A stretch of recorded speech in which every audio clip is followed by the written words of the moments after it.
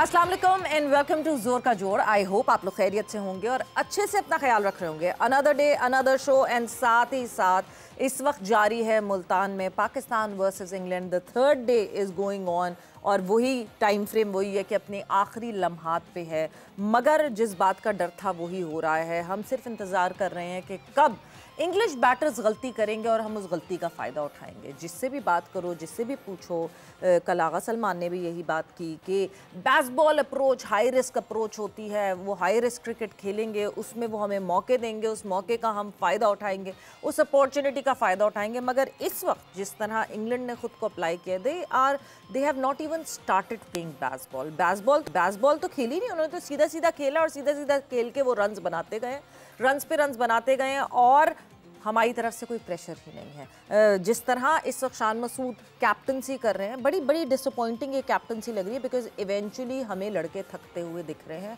अबरार तो इतने फ्रस्ट्रेटेड दिख रहे हैं बॉलिंग करते हुए कि उनका तो बिल्कुल दिल ही नहीं चाह रहा कि अब मैं आगे भी और कोई बॉलिंग करूं या ना करूं, because they all are so dead tired.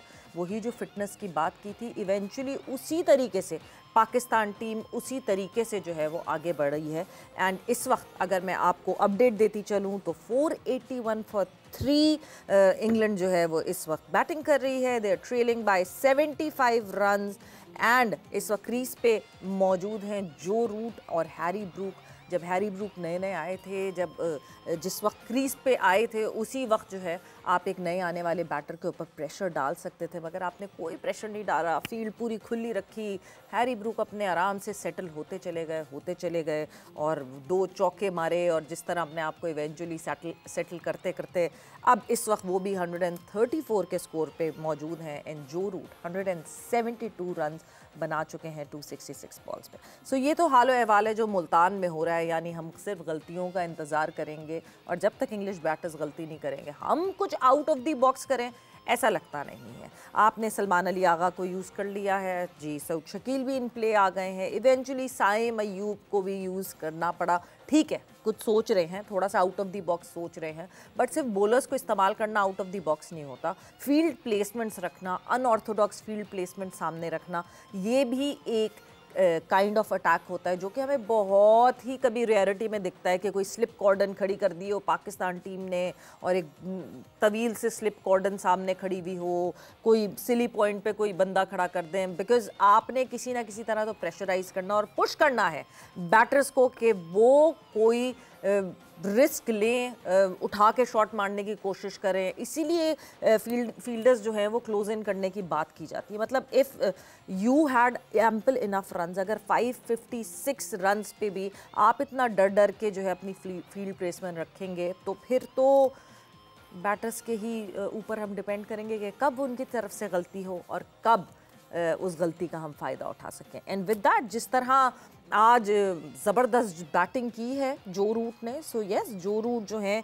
वो इंग्लैंड के लिए टेस्ट क्रिकेट में सबसे ज़्यादा रन्स बनाने वाले बैटर बन गए हैं। इससे पहले एलिस्टर कुक थे, उनका रिकॉर्ड जो है जो रूट ने तोड़ा है। And Joe Root has move forward, so world wide the 5th highest test run getter Joe Root, and England में जो है वो the first top test runs getter इस वक्त जो है जो रूट बन चुके हैं। मूविंग ऑन फर्दर, और जहां हम क्रिकेट की तो बात कर रहे हैं, लाइव क्रिकेट हो रही है, सारा फोकस जो है वो इस वक्त पाकिस्तान में क्रिकेट पे होता है, मगर जहां जहां हमें मौका मिलता है हम थोड़ी सी इंडिविजुअल स्पोर्ट्स की या इंडिविजुअल जो रिप्रेजेंट कर रहे हैं पाकिस्तान को, उनकी ज़रूर बात करते हैं। उन इंडिविजुअल्स की जो कि जिनको हम उतनी लाइमलाइट नहीं दे पाते जितने हम अपने क्रिकेटर्स को या पाकिस्तान क्रिकेट को देते हैं, बट कहीं ना कहीं हमें वो जीत दिखती रहती है। हमने अभी 2 दिन पहले जो है वो बॉक्सिंग के हवाले से जीत की बात की थी और वो बताया था, उससे पहले बीच वॉलीबॉल की बात की थी। सो ये उस तरह के खेल हैं जो कि मुसलसल कहीं ना कहीं अपना इनपुट दे रहे हैं। और उसी तरह पाकिस्तान के नौजवान को पैमार शहरोज़ काशिफ ने भी जो है वो नई तारीख रकम कर ली है। शहरोज़ काशिफ हमारे शो पर आए थे जिस वक्त उन्होंने एक सिर्फ 8,000 किलोमीटर से बुलंद चोटी जो है वो पार की थी, सर की थी। और उन्होंने उस वक्त अपना गोल और टारगेट बताया था कि 8,000 मीटर की मैंने जितनी चोटियां हैं वो 8,000 मीटर की चोटियां मैंने सर करनी हैं। और उस वक्त ये गोल था उनका जब उन्होंने पहली 8,000 मीटर की चोटी जो है वो सर की थी।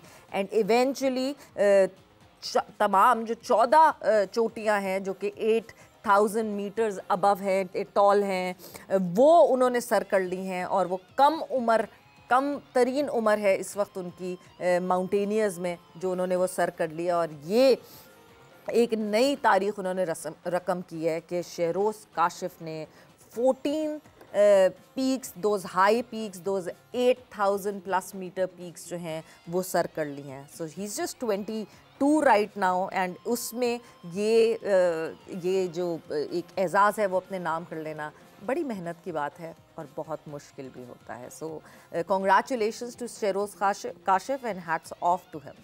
मूविंग ऑन फर्दर, जाहिर सी बात है यूएई में जो है वो इस वक्त वुमेंस T20 वर्ल्ड कप भी चल रहा है। और वुमेंस T20 वर्ल्ड कप की बात करें तो ऑस्ट्रेलिया ने जिस तरह न्यूजीलैंड को हैंडल किया और बम्बार्टन किया, एंड ऑस्ट्रेलिया के सामने न्यूजीलैंड वुमेन टीम ऐसी लगी जैसे कि ऑस्ट्रेलियन वुमेन टीम मिनोस के सामने खेली है।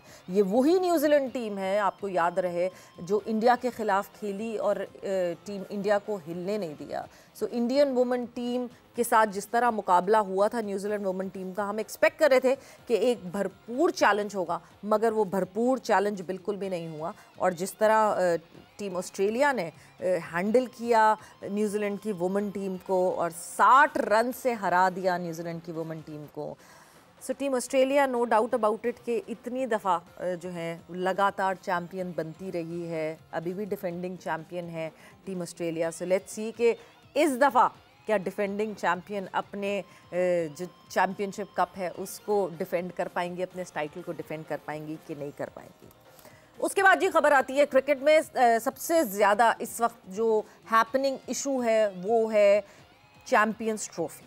चैम्पियंस ट्रॉफ़ी पाकिस्तान ने होस्ट करनी है। पाकिस्तान के 2 मेन स्टेडियम्स जो हैं वो रेनोवेशन पे गए हुए हैं। सो ना लाहौर में कोई मैच हो पा रहा है, ना कराची में कोई हो पा रहा है, बिकॉज रेनोवेशन चैम्पियंस ट्रॉफ़ी की तैयारी हो रही है। मोहसिन नकवी साहब भरपूर तरीके से जो है उन तैयारियों में लगे हुए हैं। मगर कल बरतानवी अखबार ने जो है वो एक ख़बर, it was almost a leak out from ICC कि आईसीसी ने अपना बैकअप प्लान ज़रूर तैयार किया चैम्पियंस ट्रॉफ़ी के हवाले से।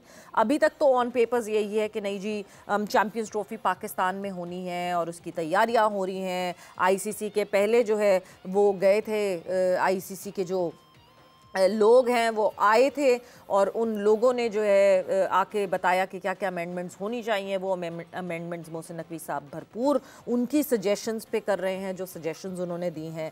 मगर अब जब ये बातें आ रही हैं कि नहीं जी अगर तो इंडियन गवर्नमेंट तैयार नहीं होती और पाकिस्तान ट्रैवल नहीं करती टीम इंडिया, तो उसका जो प्लान बी होगा वो ये होगा कि जो इंडिया के जितने मैचेस हैं वो यूएई में खिलाए जाएं, दुबई में खेले जाएं।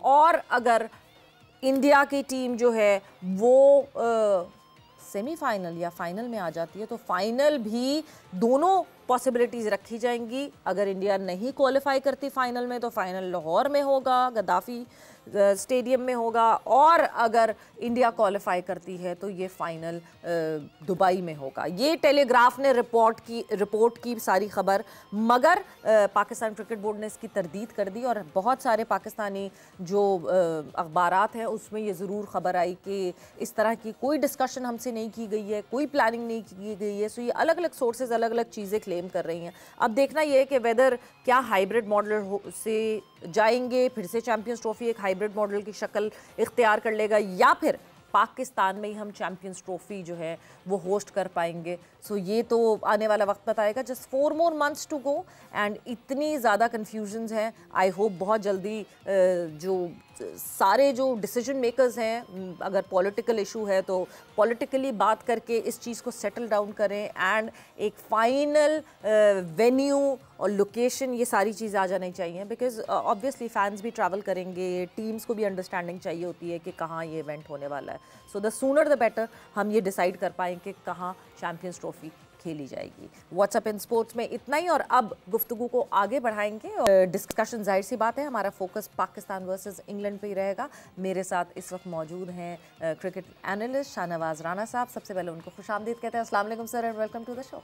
बहुत शुक्रिया जी, जीते रहिए। साथ ही साथ हमारे साथ जो हैं वो जूम से कनेक्टेड हैं और हमारे साथ अब्दुल रऊफ मौजूद हैं, पाकिस्तान के फॉर्मर टेस्ट क्रिकेटर। अस्सलाम वालेकुम Rauf and welcome to the show. जी वालेकुम सलाम। सो रऊफ, आपसे सबसे पहले मैं शुरू करती हूँ। क्या हम इसी तरह इंतज़ार करते रहेंगे कि इंग्लिश बैटर्स गलती करेंगे तो ही विकेट निकलेगी, वरना तो ये रन्स बनाते रहेंगे और हम भी जो है वो इंतज़ार करते रहेंगे? यानी आज डे 3 का इख्तिताम हो जाएगा, कल डे 4 शुरू होगा, टी तक मुझे लगता है कि ये रन्स उतार के हमारे ऊपर लीड चढ़ा भी चुके होंगे और हम उसी तरह इंतज़ार करते रहेंगे। देखिए बिल्कुल ठीक कह रही है। मेरा ख्याल है कि इंतजार इसलिए क्योंकि हम जो पाकिस्तानी नेशन है अभी यूज टू नहीं है इस सिचुएशन के, क्योंकि ओवर द ईयर अगर आप पाकिस्तान क्रिकेट की हिस्ट्री उठाकर देखें, टेस्ट क्रिकेट की स्पेशली, तो हमारे जो बॉलर्स थे उन्होंने हमेशा डोमिनेट किया। हमारा एक बड़ा गोल्डन ईरा शुरू होता था फजल महमूद साहब से, उसके बाद इमरान खान, सरफराज, नवाज, वसीम अकरम, और उसके बाद एक लंबी हिस्ट्री है। उसके बाद स्पिन बॉलर्स हमारे बड़े टॉप क्लास थे जो हमेशा डोमिनेट करवाते आए हैं। मगर हमें अब उस सिचुएशन से निकलना पड़ेगा। हमें ये चीज़ एक्सेप्ट करनी पड़ेगी कि हमारी जो बॉलिंग है उसका डिक्लाइन आ चुका है और हमारे जो बॉलर हैं उस तरीके से डिलीवर नहीं कर सकते। नंबर 1। नंबर 2 ये है कि जो हमारा कोचिंग स्टाफ आता है उसकी भी कोई एक जो उसका माइंडसेट है वो क्लियर नहीं है। फिर पाकिस्तान क्रिकेट बोर्ड का जो अपना माइंडसेट है वो भी क्लियर नहीं है। इसीलिए हम डिपेंडेंट हो जाते हैं जब भी कोई दूसरी टीम बैटिंग करना शुरू हो जाती है, वेदर वो ऑस्ट्रेलियन टीम हो, बांग्लादेश की टीम हो, न्यूजीलैंड की हो या अभी इंग्लैंड की टीम। तो हम वेट एंड सी की पॉलिसी पे अमल करते हैं कि वो कोई फॉल्ट करेंगे, खुद आउट होंगे तो फिर उसके बाद हम कुछ उस पर रिएक्ट करेंगे। हाँ। और इसी तरह हमारे जो कैप्टन है वो भी प्रोएक्टिव कैप्टन के बजाय एक रिएक्टिव कैप्टन है। जब कुछ कोई अगला बंदा स्ट्रेटजी बनाता तो उस पर वो रिएक्ट करते हैं, बजाय के प्रोएक्टिव के होने के कि अपनी कोई स्ट्रेटजी बना के उसको आउट करने के तरीके सोचें, कोई डिफेंस से बाहर निकले, एक शेल से बाहर निकले और उस पर डोमिनेट करें दूसरी टीम पर। तो ये काफी सारी चीजें हैं जो मिक्सअप हुई हुई है पाकिस्तान के क्रिकेट में। फिर उसके बाद जो आपकी पोजीशन वो इसलिए क्लियर नहीं है कि देखिए आपने टोनी हैमिंग को एज ए क्यूरेटर यहाँ पर बुलाया है, तो उसका मकसद था स्पोर्टिंग पिचें तैयार करने का, और आपने यहाँ पर एक बिल्कुल रोड पिच बना दी मुल्तान में। उससे पहले भी इंग्लैंड की टीम आई थी, फिर भी आपने ऐसी पिच बनाई थी।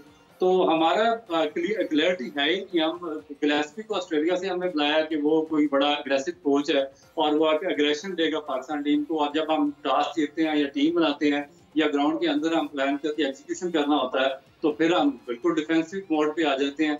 तो जब तक हमारे क्रिकेट बोर्ड में एक क्लैरिटी नहीं आएगी उस वक्त तक आगे आप टीम में भी नहीं आ सकती है। बिल्कुल, मतलब हमने जो है हमें ये क्लैरिटी लाने के लिए कि सब ऑन बोर्ड हों। शाहनवाज राना साहब, हमने एक्शन कैंप लगा दिया कि सब एक तरह की सोच रखें। आपको थोड़ी सी अटैकिंग क्रिकेट दिखी, शान मसूद द बैटर की तरफ से अटैकिंग क्रिकेट ज़रूर दिखी कि उन्होंने अपने स्ट्राइक रेट को जिस तरह मेंटेन किया। अब्दुल्ला और शान की जो पार्टनरशिप थी that was something very positive, जो हमने वो देख के ये अंदाज़ा लगाया कि चलो ठीक है, at least they are doing something, कुछ चेंज आया। देन सलमान अली आगा ने डाउन दी ऑर्डर आके उन्होंने भी उस स्ट्राइक रेट को मेंटेन करके जो है वो बैटिंग की। मगर फिर जब हम बॉलिंग करने आते हैं तो वो कहाँ अटैकिंग इंस्टिंक्ट अचानक से ख़त्म हो गई। क्या हमारे बॉलर्स में इतना दमखम नहीं रह गया, या फिर शान मसूद को अभी तक समझ नहीं आ रहा है कैप्टनसी का सबसे ज़्यादा बॉलिंग के वक्त पता चलता है? देखिए, बात ये कि पहले तो हम अपने बॉलर्स को बड़ा मुर्द इल्ज़ाम बना रहे हैं कि उनसे कुछ नहीं हो रहा, ठीक है ना। आप ये देखिए कि अब तक इस मैच में पांच सेंचुरीज बन चुकी हैं, ठीक है ना, 250 बन चुकी हैं। अब आप बताइए कि इस विकेट पर है क्या चीज़, ठीक है ना। जहां 5 सेंचुरीज बन जाएं और अभी शायद ये डबल सेंचुरी भी हो जाएगी जो रूट की जिस तरह वो खेल रहे हैं, तो यहाँ पर बॉलर के लिए क्या है। अभी जैसे रऊफ कह रहे थे ना कि कम से कम स्पोर्टिंग विकेटें जो हैं वो बननी चाहिए जिसमें बॉलर को भी कुछ थोड़ा सा मिल रहा हो, बल्लेबाज को भी कुछ मिल रहा हो। फिर जाकर जो है एक तो लोगों के अंदर टेस्ट मैच देखने का शौक बढ़ता है और टेस्ट मैच जो है वो नज़र भी आता है कि ये यार कितना अच्छा है। दूसरी बात ये कि हमारी अप्रोच जो है वो इस मैच में शुरू होने से पहले ही नज़र आ रही थी कि हम बड़े डिफेंसिव हैं। हमने 7 बल्लेबाज रखे और 4 बॉलर, स्पिनर हमने 1 रखा और उसके अलावा हमने वो भर्ती के 3 स्पिनर जिनसे आज वो सारा दिन गेंद करवाते रहे हैं वो रख लिए। 2 फास्ट बॉलर थे, 3 फास्ट बॉलर थे हमारे पास, ठीक है ना। तो ये तो अप्रोच हमें पहले से नजर आ रही थी कि हम जीतने के लिए नहीं खेल रहे बल्कि बचने के लिए खेल रहे हैं। हाँ। ठीक है ना। और हमारी जो सोच है, हमारा जो मेयार है वो ये है कि किसी तरह हम यार ये टेस्ट मैच जो है ड्रा कर जाएं, बचा लें, शिकस्त से बच जाएं। तो जब हमारी अप्रोच शुरू से ही ऐसी होगी, और ये किसी की भी, हाँ। मेरी हो आपकी हो, अगर जब हम खुद मतलब आगाज में ही डिफेंसिव हो जाएंगे ना तो फिर हम नताइज की तरफ से बिल्कुल आंखें बंद कर लें, हमें कुछ नहीं। आप चाहे ग्लेस्पी को बुलाते रहें, चाहे किसी फरिश्ते को बुला के यहाँ पर बिठाकर और उसको हम अपना वो सब कुछ बना लें, ठीक है ना। लेकिन जब तक हम खुद नहीं फाइटर होंगे, जब तक हमारी जो हमारा कप्तान है वो बेचारा देख लो, एक तो पहले तो वो कप्तान लगता ही नहीं, जो सच्ची बात है। कैसे लगता है कप्तान? अच्छी इंग्लिश बोल लेना कप्तानी नहीं होती। हाँ। कप्तान तो एक अलग से होता है, उसके अंदर एक थ्रिल होती है, एक जज्बा होता है, एक भाग दौड़ होती है। अभी तो हम शॉर्टर फॉर्मेट के कप्तान को ढूंढे जा रहे हैं, लेकर कहां से आए कप्तान को? फिर भाई तो हमें सोचना चाहिए ना कि हम कप्तान कहां से लेकर आए, हमें बनाना चाहिए ना कप्तान। दुनिया बनाती है कप्तान। जब आपके पास कोई अच्छा कप्तान होता है, हमारे पास फ्यूचर में बहुत अच्छे कप्तान रहे, लेकिन हमने उनकी मौजूदगी में भी कोई अच्छा कप्तान बनाने की कोशिश नहीं की।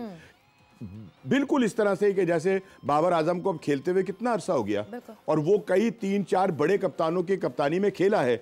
अगर हम ये समझते थे कि बाबर ही को कप्तानी मिलेगी, एक वक्त आएगा, तो फिर हमने बाबर की क्यों नहीं मतलब आबियारी की, हमने बाबर को क्यों नहीं तैयार किया हर तरह से? वो ठीक है ना, हमने वो बन गया कप्तान। हमने बाबर को जबरदस्ती पुश करके कैप्टन बनाया। भाई मैं बता रहा हूँ ना, वो किसी को सरफराज पसंद नहीं था, अपनी कारकर्दगी के ऊपर वो कप्तान बन गया। और ये कोई जरूरी नहीं कि एक अच्छा खिलाड़ी एक बेहतरीन कप्तान हो, बिल्कुल ऐसा नहीं होता। कप्तान के तो जरासीम ही कुछ और होते हैं, उनका तो एटीट्यूड ही कुछ और होता है। यहाँ तो ये है कि आप वो जो आपने अभी बात की थी कि बजाय ये कि आप प्रेशर डेवलप करें, आप उनको खुला दे रहे हैं, जगह बड़े बड़े गैप्स दे रहे हैं, ठीक है ना। और वो फिर आपको पता है इंग्लैंड है और ऐसे तो नहीं। और जहां तक आपने बात की कि जनाब हमारे बल्लेबाजों ने बड़ी हिम्मत की और ये 3.60 की एवरेज, 3.5 की एवरेज से हमने स्कोर किया है, ठीक है ना। नहीं, हम देखिए हमने 4.5 से हमारा जो शुरू की जो पार्टनरशिप शुरू में किया, तो शान और जब आपने खत्म किया मिडिल ओवर्स में आके जो हम 2.3 पे गिर गए, फिर उसके बाद फिर आके सलमान अली आगा ने थोड़ा सा सेशन वाइज देखें तो यस, जो फाउंडेशन उन्होंने रखी थी, दोनों ने स्कोर को ऊपर लेके जा रहे थे, उसको तो मजीद और बढ़ाने की जरूरत थी ना कि ये कि जब वो आउट हुए तो धड़ नीचे आना शुरू हो गए सबके सब, ठीक है ना। बात असल में ये है कि हमारा मूड ही नहीं है टेस्ट मैच वाला, हमारी अप्रोच ही टेस्ट मैच वाली नहीं है। सबको आदत जो है ना वो हो गई है 20 ओवर खेलने की, और कभी कभी अगर 50 ओवर का कोई टूर्नामेंट आ जाए या सीरीज आ जाए वनडे की तो वो खेल लें। अदरवाइज ये कि जो टेस्ट मैच है वो खेलने की तो हमें आदत ही नहीं है। नहीं तो शाहनवाज साहब, इसका तो मुझे हल यही दिखता है कि जो लड़के खेलते हैं लॉन्गर फॉर्मेट, जो डोमेस्टिक में लगातार खेलते हैं, फिर सिर्फ उनको मौका देना चाहिए, बाकियों को नहीं देना चाहिए। रऊफ, मैं आपकी तरफ आऊंगी। जब हम ठीक है, शान मसूद, मैं अगर फील्डिंग की बात करूं, फील्ड प्लेसमेंट्स की बात करूं, बड़ी टिमिड अप्रोच दिखी हमें शान मसूद की तरफ से भी कि ये कैप्टन जो है वो अटैक करने की बिल्कुल कोशिश नहीं कर रहे। बट फिर दूसरी तरफ एक और थॉट प्रोसेस है, एक और स्कूल ऑफ थॉट है जो ये मानती है कि जब एक कप्तान के पास वेपन ही नहीं होते, हम बार बार बात करते हैं ना, मतलब अभी देखें बांग्लादेश ने हमारे साथ क्या किया और फिर इंडिया ने बांग्लादेश के साथ क्या किया। मगर रोहित शर्मा के पास बुमराह है, सिराज है, वो एक नया लड़का आता है, वो आके जो है एक कमाल दिखाना शुरू कर देता है।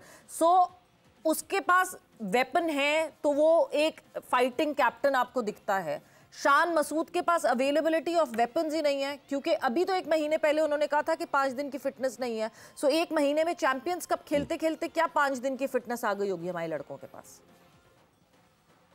देखिए, बेसिक चीज है कि जो आपका वेपन है वो क्रिएट करना पड़ता है, उसको डेवलप करना पड़ता है, उसमें एनर्जी लगानी पड़ती है, और जो आपके प्रोफेशनल लोग हैं उनको सिस्टम में इंडक्ट करना पड़ता है, एजुकेशन लानी पड़ती है। तो आप अपना पाकिस्तान क्रिकेट बोर्ड उठा के देख लें, ना वहाँ पर विजन है, ना वहाँ पर एजुकेशन है, सिर्फ सिफारिश है और भर्तियां ही भर्तियां। तो उसका एंड रिजल्ट में यही निकलना था। और ये एक चीज तो मैं किसी सूरत भी, चाहे आप कुछ भी कोई भी कह दे, मैं मानने को तैयार नहीं, तो पाकिस्तान में नेचुरल टैलेंट नहीं है। या किसी भी फॉर्मेट का टैलेंट नहीं है। पाकिस्तान में दुनिया में सबसे ज्यादा नेचुरल टैलेंट आता है, जिसकी मिसाल आपकी ये जो फास्ट बॉलर हैं, स्पिनर्स हैं, मगर आगे उनको यूटिलाइज करना, उनको गाइड करना और उनको इस काबिल बनाना कि वो लंबे अरसे तक पाकिस्तान को सर्व कर सके, इंटरनेशनल प्रोडक्ट बन सके, वो कोचिंग स्टाफ का काम होता है, आपकी मैनेजमेंट का काम होता है। तो जब वहाँ पर, जब सबसे ज्यादा मैं एजुकेशन की बात इसीलिए करता हूँ कि जब वहाँ पर आपने इलिटरेट लोग सिफारशी बिठाए होंगे, कोई किसी चेयरमैन पास्ट का बेटा है, कोई किसी जर्मन का बेटा है, कोई किसी पुराने चेयरमैन का सिफारशी लगा हुआ है, कोई किसी का सिफारशी लगा हुआ है, तो फिर आप वो प्रोडक्ट बना नहीं सकते, उसको बर्बाद करते हैं। आज मैं देख रहा था कि ये जो तीनों हमारे बॉलर करंट खेल रहे हैं, इनकी एक्शन भी शटर्स हैं। शाहीन अफरीदी देखें, वो एक नेचुरल टैलेंट था, वो पाकिस्तान में आया, 145 से 150 तक वो बॉलिंग करता था। होना क्या चाहिए था कि अगर आपकी अच्छे एजुकेटेड लोग, विजनरी लोग इस सिस्टम में मौजूद होते तो वो उनका बायोमैकेनिक को और सेंट्रलाइज करते, उसको बेहतर करते और उसको एक लंबा प्रोडक्ट बनाते पाकिस्तान का। आज मैं देख रहा था, मैंने उसके बड़े एक्शन को अच्छे तरीके से देखा, तो वो जब वो बॉल डिलीवर करता है, उसका सारा का सारा जो पाथवे है वो फाइन लेग और स्क्वायर लेग को गिर रहा होता है, और बॉल उसने करनी होती है राइट हैंडर को फर्स्ट स्लिप और सेकंड स्लिप की तरफ। तो वो कैसे अपने बॉडी को इतना ज्यादा वो चेंज करके वो दूसरी तरफ वो बॉलिंग कराएगा? तो ये किसका पार्ट है? उसकी पेस वहां से कट ऑफ हुई 145 से और 130 तक आ गई। इसी तरह आपका जो नसीम से है, उसका भी एंगल अगर आप देखें तो वो भी, उसका जो पाँव की टो है, जो फ्रंट फुट जो फीड करता है, वो जा रही होती है फाइन और स्क्वायर के दरमियान में, तो बॉल तो उसका सारा इसी तरफ जाएगा, दूसरी तरफ तो शिफ्ट कर नहीं सकता। इससे पहले खुरम शहजाद था, वो लेफ्ट साइड पे गिर रहा होता है और वो एक टेस्ट मैच खेलता है, उसकी एक इनिंग में बॉलिंग करता है, दूसरी में वो इसी वजह से इंजर्ड हो जाता है कि उसकी बायोमैकेनिक्स ही नहीं ठीक है। मोहम्मद अली का सेम प्रॉब्लम है, सबका सेम प्रॉब्लम है। तो प्रॉब्लम ये आता है हमारा कि हमारा जो सिस्टम है वो प्रोडक्ट सही पैदा नहीं कर रहा। जो आपके पास नेचुरल टैलेंट आता है उसको सबको जाया कर देता है। इस वजह से आपके पास ना अच्छे टेस्ट विकेटर्स आ रहे हैं, बैट्समैन आ रहे हैं, ना बॉलर आ रहे हैं। और जहां तक आपने बैटिंग की बात की है, मैं आपको बताऊं कि ये जो इंग्लिश अटैक यहाँ पर आया पाकिस्तान के टूर पर, ये पिछले 2 डिकेड्स में जो इंग्लैंड का सबसे वर्स्ट बॉलिंग अटैक है वो पाकिस्तान के टूर पे आया। इसमें देखें कि जो जेम्स एंडरसन है वो रिटायर हो गए, उसके बाद उसके बाद सबसे प्लेयर फास्ट बॉलर थे मार्क वुड थे, वो रूल्ड आउट हो गए इंजरी की वजह से। फिर जोश हल आए, वो भी रूल्ड आउट हो गए। उसके बाद मोइन अली ने रिटायरमेंट ले ली। तो ये जो 4 बॉलर तो आपके वो है ही नहीं, तो ये बिल्कुल एक बॉक्स है जो जिनको थोड़ा सा एक्सपीरियंस है यहाँ पर खेलने का, बाकी तो उनके पास बॉलर ही कोई नहीं है। इस वजह से आपके बैट्समैन इस पिच में भी स्कोर कर गए। अदरवाइज अगर उनके कोई अच्छे बॉलर आते यहाँ पर तो वो, ये मेरा ख्याल है कि आपके बैट्समैन भी स्कोर ना करते और आप 3 दिन में ये टेस्ट मैच आ चुके होते। तो हमारा बहुत बड़ा डिक्लाइन आ चुका है। हमें एक बैठ के एक स्ट्रेटेजिकली पोजीशन वाजे करनी पड़ेगी अपनी, और हमें एक लॉन्ग टर्म प्लानिंग और विजन पे काम करना पड़ेगा। बिल्कुल, प्लानिंग तो करनी पड़ेगी और प्लानिंग करना बहुत ज़रूरी है। और डे एंड्स हियर, यहाँ पे जो है डे 3 का इख्तिताम हो गया है, और डे 3 के इख्तिताम पे अगर हम अपडेटेड रिज़ल्ट आपको बताते चलें तो इस वक्त 492 रन्स बनाए हैं इंग्लैंड ने with the loss of 3 wickets, and England is trailing by 64 runs. So 64 runs only, यानी कल सुबह आके ये 64 रन्स उतार के उसके बाद हमारे ऊपर कितनी लीड चढ़ेगी। हालात बड़े गंभीर लग रहे हैं शाहनवाज साहब। गंभीर तो हैं, और जाहिर है कि गंभीर होने भी चाहिए कि जो आप बोते हैं वही काटते हैं जी। मतलब ऐसा नहीं हो सकता कि आप चना बोकर तो गंदम काटना शुरू कर अभी तो लग रहा है हम कुछ बो ही नहीं रहे, फसल खाली हमने फसल तो खैर बोई है और उसका नतीजा हम भुगत रहे हैं, ठीक है ना। जहाँ तक अभी मतलब हम बात कर रहे हैं कि हमारे पास सब कुछ है जी। कुदरत ने दिया हुआ हमें सब कुछ अता किया हुआ है। हम खुद रो पौधे हैं और जो खुद फितरत जो है उसको पालती है और बड़ा दरख्त बना देती है। असल बात यह है कि हमारा बोर्ड जो है ना, अब मैं फिर वही बात करूंगा और आपके प्रोग्रामों में मैं अक्सर ये बात किया करता हूं कि जो चेयरमैन साहब हैं उनकी ज़्यादा तवज्जो बोर्ड की तरफ तो है ही नहीं, ना मामलात की तरफ है कि टीम में क्या हो रहा है, मैनेजमेंट क्या कर रही है और दीगर यार या तो वो जरा जाकर मौलाना फजलुर रहमान को मना लें, या वो जरदारी साहब से जाकर मिल लें, या वो वजीर आज़म के पास बैठ जाएं, या वो इंटीरियर मिनिस्ट्री के जो काम है वो कर लें, या फिर वो जनाब अली अगर थोड़ा सा टाइम मिल जाए उन्हें फ़ोन के ऊपर पूछ लें, हाँ जी की हो रहा है जी, और जेडे टोए में करके आए बेचारे क्या करें। मैं वही तो कह रहा हूँ ना, बोर्ड के लिए तो एक फुल टाइम चेयरमैन चाहिए यार, जो पूरे मतलब मामलात को देखे और मामला को समझे कि होना क्या है। वो तो बेचारा किसी और तरफ लगे हुए, मुल्क के गंभीर हालात, फुल टाइम आए वो नहीं संभाल सके। मिनिस्ट्री इतनी बड़ी मिनिस्ट्री है कि बड़ी इंपॉर्टेंट मिनिस्ट्री है उनके पास, और कहा जाता है कि वजीर आजम के बाद ये मिनिस्ट्री बड़ी ताकतवर होती है। सो ये है कि वो मुल्क की हालात को देखें या बोर्ड के हालात को देखें। तो जब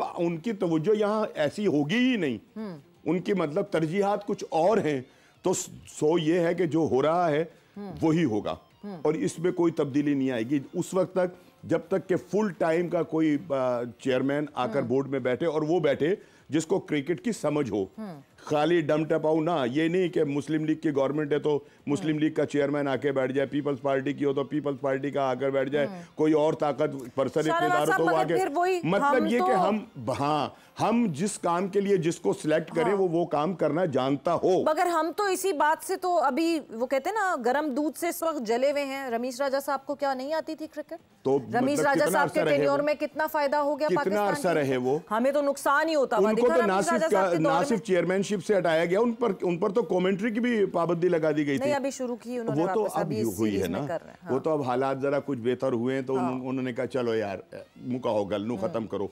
बात ये कि उनके ऊपर आगाज के अंदर तो सारे जितने भी टूर्नामेंट थे वर्ल्ड कप के अंदर वजह से भी जब भी कोई फायदा नहीं हुआ हमारे बोर्ड में, तब भी कोई वो नहीं हुआ। बुरी परफॉर्मेंस हमारे सुपरस्टार दे रहे हैं। कौन सी सर्जरी हुई मुझे बताइए आप? नहीं, सर्जरी के लिए तो लोग ही नहीं है ना। ये तो मोहसिन नकवी साहब ने फिर दावे नहीं करने थे। वो जितने बीमार थे ना, जिनकी सर्जरी होनी थी, जितने भी बीमार थे, वो सब कौमी टीम का हिस्सा बने हुए। और यार जो सेहतमंद हैं, जिन्होंने स्कोर किया है, जिन्होंने बताया है कि भाई हम खेलना जानते हैं, उनको आपने बाहर बिठाया हुआ है। एक बंदा जो है वो 200 कर देता है एक टूर्नामेंट के अंदर, उसको आप ये कह रहे हैं कि यार अभी आप कौमी क्रिकेट खेलें, अभी आपकी जगह नहीं बनती। ये तो मैंने और आपने शोर मचाया तो उसका नाम जो था वो टीम के अंदर 16 खिलाड़ियों के अंदर जो था वो आ गया। अदरवाइज ये कि अगर आप परफॉर्मेंस देकर भी ये सुनेंगे कि यार अभी आप बाहर बैठे और अभी जरा डोमेस्टिक क्रिकेट को और खेलें, तो भाई और कितना खेलना है यार, और उससे क्या करवाना चाह रहे हैं आप? एक ठीक है, बाबर आजम हमारा बहुत बड़ा खिलाड़ी है, उससे कोई मतलब इनकार नहीं है, उसने बहुत बड़े कारनामे अंजाम दिए। अब क्या कर रहा है वो? ये 17वीं उसकी इनिंग्स थी जिसमें वो फिर और ऐसी विकेट के जो बिल्कुल फट्टा विकेट थी, सीधी विकेट थी, जिस पर सब स्कोर कर रहे थे, उससे फिर नहीं हुआ। तो भाई नहीं हुआ तो जरा थोड़ा उनको किसी भी बहाने बिठाकर उनको समझाएं कि यार जरा इस तरफ तवज्जो दें। किसी भी बहाने क्यों हमें ये बहाने बनाने की जरूरत क्यों पड़ती है? मैं एक ऑर्गेनाइजेशन में काम करती हूँ, मैं उसकी एम्प्लॉय हूँ। मेरा एम्प्लॉयर जब मुझसे जिस टाइम पे शो करने की बात करेगा, मैं आई नीड टू अग्री, क्योंकि मैं एम्प्लॉयर की एम्प्लॉय हूँ। I get a salary, I am a salary paid person. Exactly यही क्रिकेटर्स के साथ होता है। क्यों हमें बहाने ढूंढने पड़े हैं किसी को रेस्ट कराने के लिए या ड्रॉप करने के लिए कि आपका ये इशू आ रहा है, आप इस इशू को सेटल डाउन करें एंड देन वापस आएं? क्यों हमें बहाने ढूंढने पड़ते हैं रऊफ?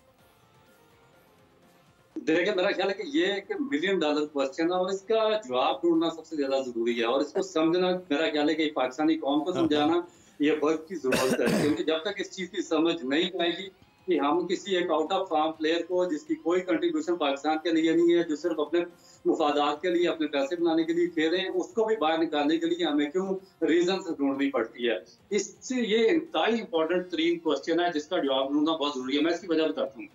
जो लोग पाकिस्तान क्रिकेट बोर्ड में सर्व करते रहे एज ए मैनेजमेंट पोस्ट पे या कोचिंग स्टाफ पे या नेशनल क्रिकेट एकेडमी में या पाकिस्तान क्रिकेट बोर्ड के जो हेल्म ऑफ अफेयर्स हैं उनको डील करते रहे हैं, वो कल्प्रेट हैं सबसे बड़े इस चीज के। क्योंकि उन्होंने क्या किया, उन्होंने पाकिस्तान के नेशनल इंटरेस्ट को बैकफुट पे रखा, उन्होंने उसको सर्व नहीं किया। उन्होंने प्लेयर्स के मफादात को सर्व किया, प्लेयर के इंटरेस्ट को सर्व किया।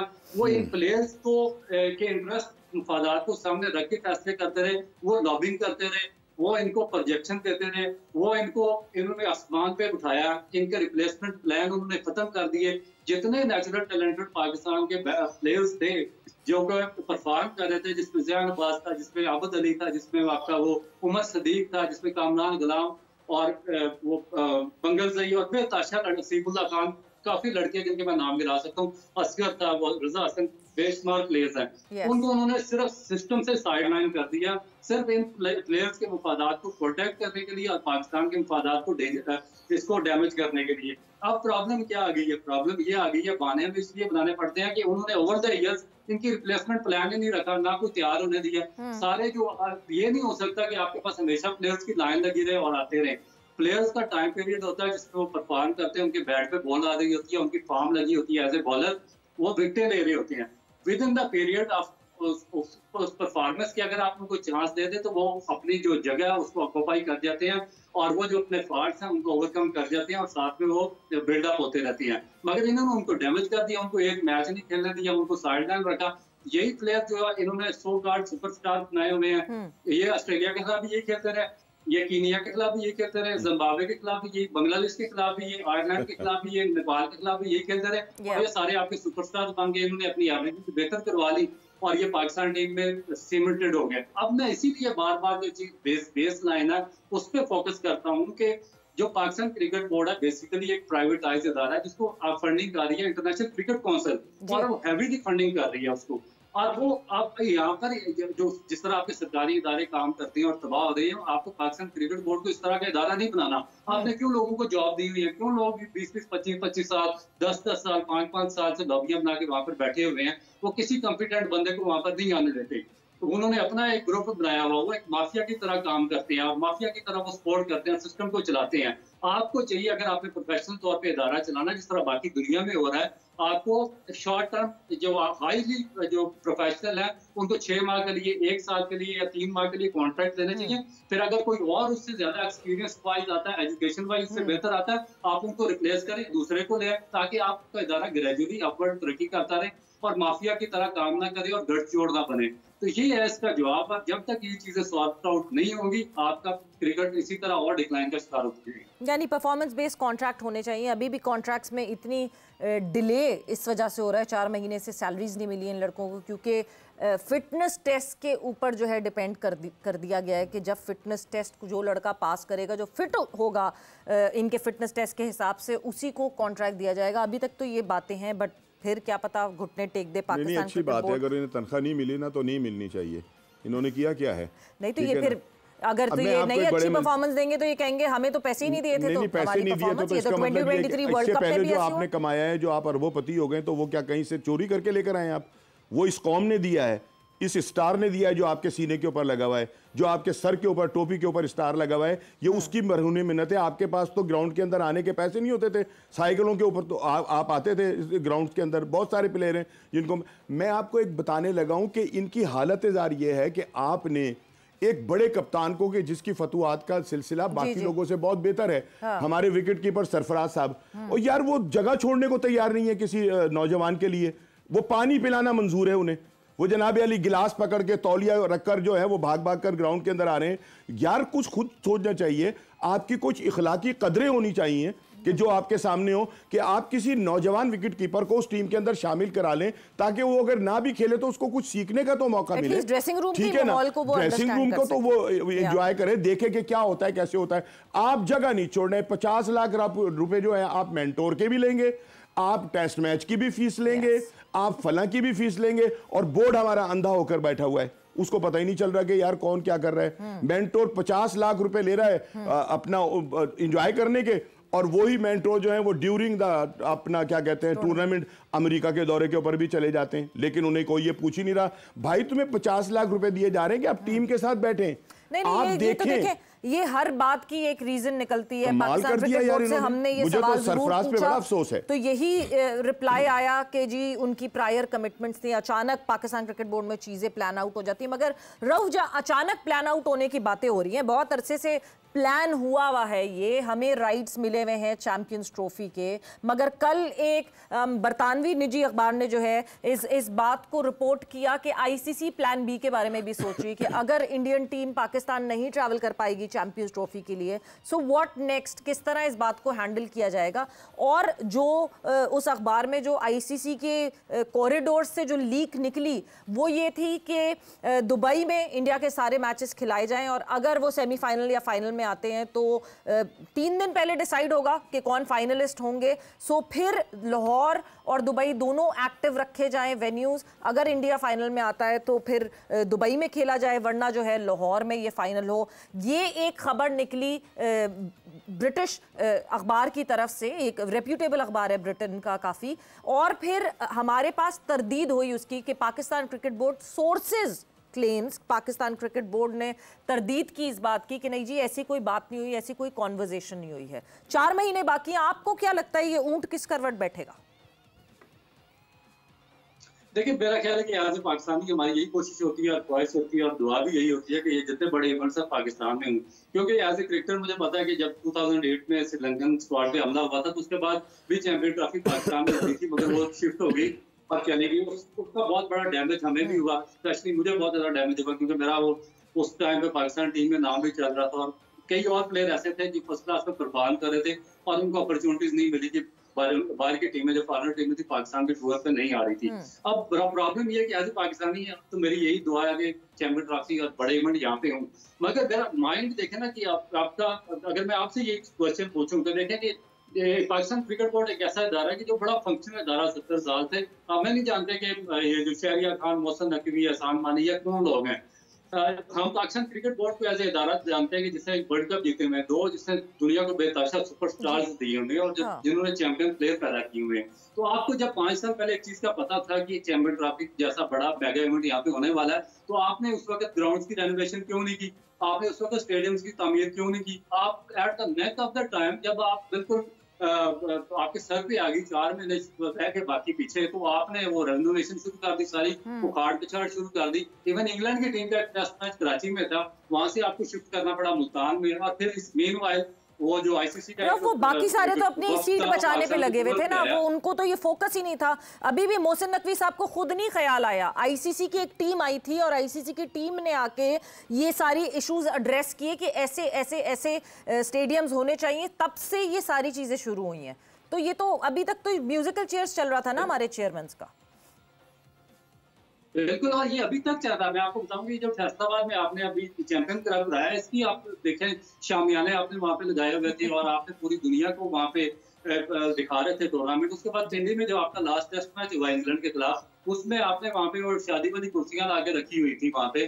तो इस तरीके से सिस्टम नहीं चलता। हमें बताना पड़ेगा कि जो हैवी फंडिंग आती है आईसीसी से वो कहाँ पे जाती है, उसका ऑडिट होना चाहिए। हमने कहाँ पे पैसे लगाए, हमने अपना टाइम डिले क्यों किया है। ये जो पाकिस्तान क्रिकेट बोर्ड में लोग इन्होंने भर्ती की हुए हैं पिछले कई अरसे से, उनका क्या काम था जिनको पता था कि 4 साल से पहले से जिनको पता था कि चैंपियन ट्रॉफी यहाँ पे आनी है। हम आप सारे का सारा जो मुर्दे इल्जाम इनको नहीं डरा सकते आईसीसी को या किसी और को कि वो उन्होंने प्लान बी किया हुआ है, प्लान सी। डेफिनेट वो तो एक प्रोफेशनल ऑर्गेनाइजेशन है और वो होस्ट करने जा रहे हैं इतना बड़ा इवेंट, वर्ल्ड कप के बाद दूसरा बड़ा मेगा इवेंट, तो उनके पास प्लान बी तो डेफिनेट होगा।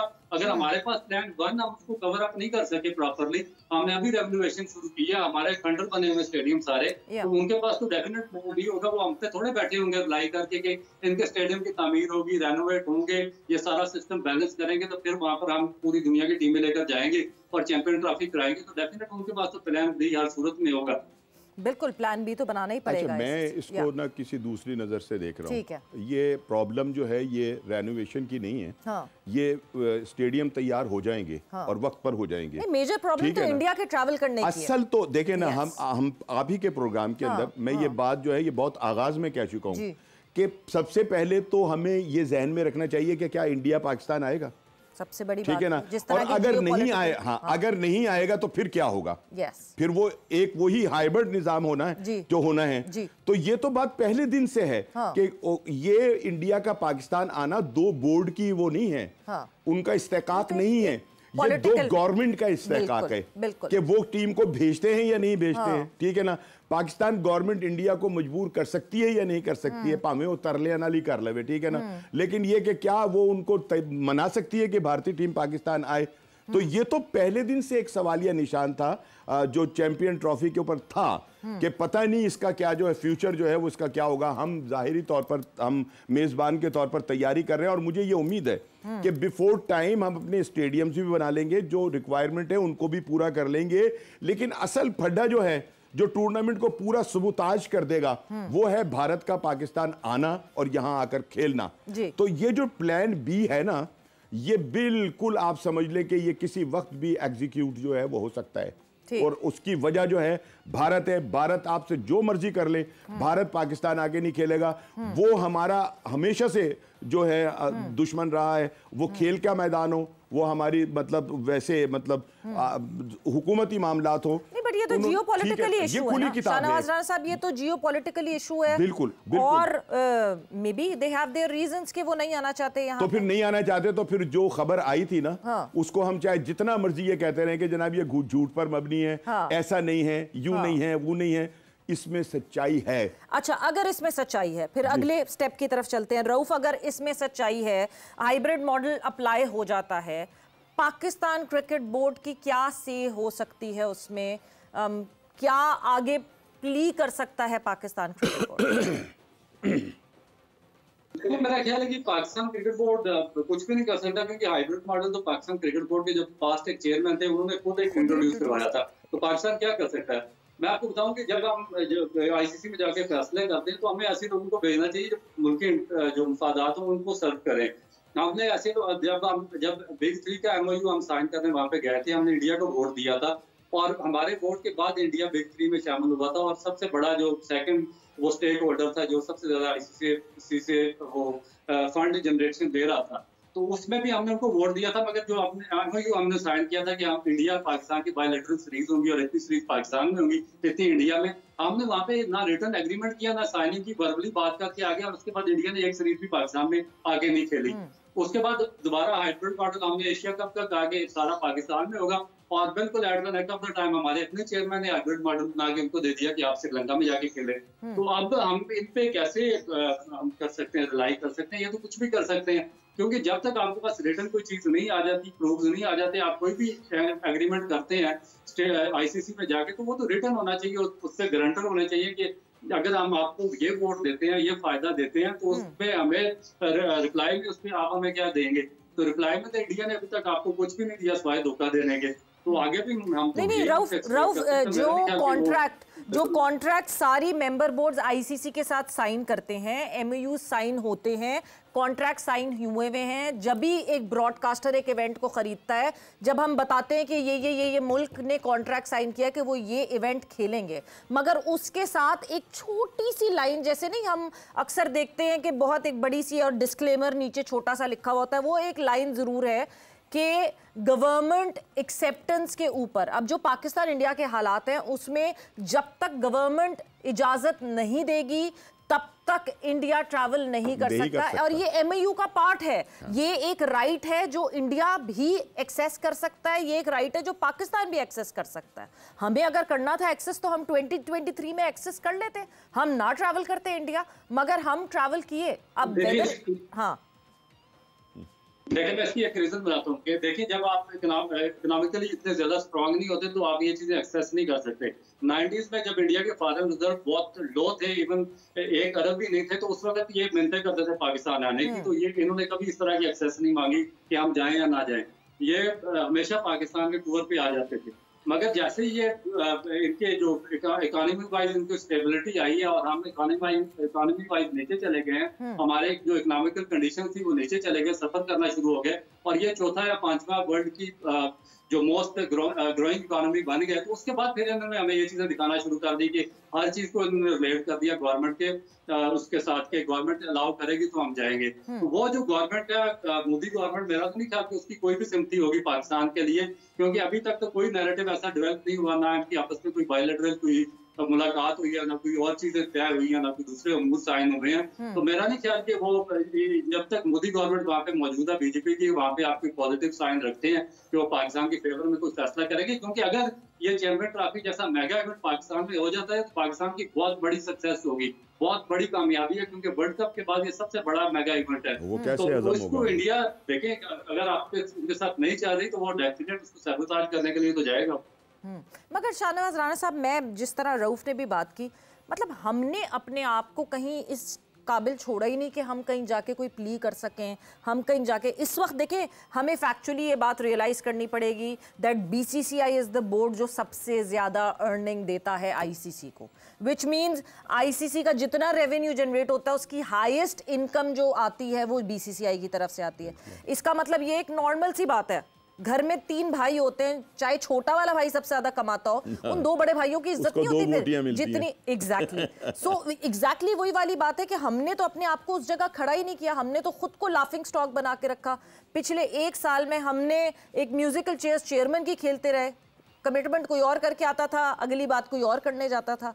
तो हम फिर कैसे किसी के ऊपर ब्लेम कर सकते हैं जब अपने दुश्मन सबसे बड़े हम खुद हैं? नहीं, बात तो ये है कि है तो बिल्कुल आपकी सही बात कि हम अपने खुद ही दुश्मन हैं, लेकिन ये भी कोई वजह नहीं है कि अगर सबसे ज़्यादा जनरेट वो करता है पैसा BCCI और वो ICC को देता है, तो वहाँ क्रिकेट भी तो इतनी ही होती है ना। हमें तो उतनी क्रिकेट खेलने की वो है ही नहीं, इजाज़त ही नहीं है, हम तो खेल ही नहीं सकते उतनी। लेकिन जो दीगर मामलात हैं जहां हमारे अपने इख्तियार में बहुत सारी चीज़ें हैं, इस टूर्नामेंट के बाद क्या भारत के अंदर कोई टूर्नामेंट नहीं हो रहा? वहाँ वर्ल्ड कप भी होना है, 2026 का T20 वर्ल्ड कप होना है ना। बिल्कुल। तो क्या हम इनकार कर देंगे? करना चाहिए। क्या पाकिस्तान करना चाहिए? ये तो आप कह रहे हो ना, ये तो आप कह रहे हो। क्या पाकिस्तान क्रिकेट बोर्ड इतनी स्पाइन दिखाएगा कि तो वही तो मैं कह रहा हूं कि अगर हमें इतनी मिली गैरत हो तो हम ये काम करेंगे ना। हमने तो हमारे खिलाड़ी पैसा बहुत कमा रहे हैं, दूसरी लीग से उनके जो है बैंक भर चुके हैं, ठीक है ना। पैसे का तो कोई प्रॉब्लम नहीं है, यहाँ गैरत का प्रॉब्लम है, ठीक है ना। यहां अगर आपके अंदर थोड़ी सी मिली गैरत हो ना और जज्बा हो, आप कहें कि अगर नहीं आएंगे आप, तो फिर ये सोच लें कि पाकिस्तानी टीम भी आपके घर जाकर नहीं खेलेगी, बिल्कुल ऐसा ठीक है होना ना। चाहिए। लेकिन उन्हें ये पता है कि ये ऐसा नहीं कर सकते। नहीं, ये तो इवेंचुअली वही है ना, जिस तरह रऊफ ने कहा कि गवर्नमेंट जो है वो सोल डिसीजन मेकर होगी। नहीं, हम भी दोस्ती के नाम के ऊपर ना गवर्नमेंट भी हथियार फेंक सकती है कि यार हमारे ताल्लुकात भारत से बहुत अच्छे होने चाहिए, हम बेहतर करने के चक्कर के अंदर लगे हुए हैं। भाई आप बेहतर कर रहे हैं, हमारी तो वो गैरत का तमाशा लगा रहे हैं। रऊफ जाते जाते क्या पाकिस्तान क्रिकेट बोर्ड अगर तो ये अभी तो ये देखें इफ्स एंड बट्स है, अगर तो हाइब्रिड मॉडल अप्लाई करने की ICC बात करता है, क्या पाकिस्तान क्रिकेट बोर्ड इस चीज पे स्टैंड ले सकता है कि फिर ग्रुप्स डिटैच कर दें? पाकिस्तान सारे मैचेस पाकिस्तान में खेलेगा, हमें इंडिया के ग्रुप में रखे ही ना। क्या ये स्टैंड ले सकता है पाकिस्तान क्रिकेट बोर्ड? देखिए, मेरा ख्याल है कि ये भी दे सकता है, और पाकिस्तान क्रिकेट बोर्ड को बहुत ही कीनली इन मामलों को देखना पड़ेगा, क्योंकि आपको याद होगा जब लास्ट टाइम न्यूजीलैंड की टीम पाकिस्तान पे आई, जब पाकिस्तान के हालात सिक्योरिटी के काफी बेहतर हुए थे, न्यूजीलैंड ने टूर किया था, तो आपको याद है कि एक ईमेल आई थी न्यूजीलैंड की क्रिकेट बोर्ड को, और उसके बाद फिर उन्होंने उस सैबोटेज करने की कोशिश की गई थी न्यूजीलैंड टीम का टूर पाकिस्तान से। खत्म ही हो गया। तो ये चीजें मेरा ख्याल है कि यही चीजें मेरा ख्याल है कि पाकिस्तान क्रिकेट बोर्ड को और पाकिस्तान की जो गवर्नमेंट है, पाकिस्तान की सिक्योरिटी इदारे हैं, उनको इन चीजों पे बहुत ज्यादा कीनली ऑब्जर्व करना पड़ेगा, वाच करना पड़ेगा, और देखना पड़ेगा कि कौन सी चीजें हैं पाकिस्तान में चैंपियन ट्रॉफी बहुत ज्यादा विजिलेंट रहना पड़ेगा। वक्त माजरत के साथ यहाँ खत्म हो गया रऊफ, मगर यस पाकिस्तान को बहुत ज्यादा रहना पड़ेगा। एंड इवेंचुअली ये डिसीजंस पॉलिटिक्स का है, ये पॉलिटिशियंस आपस में डिसाइड करेंगे अपनी बैकडोर पॉलिसी से किस तरह वेदर चैंपियंस ट्रॉफी पाकिस्तान में हो पाएगी कि नहीं हो पाएगी। अभी 4 महीने, लेट्स सी क्या होता है क्या नहीं होता है। आपका बहुत बहुत शुक्रिया फॉर बीइंग हियर। जोर का जोड़ का वक्त यहाँ पे खत्म हो गया है। Savera Pasha signing off, take care, bye bye, अल्लाह हाफ़िज़।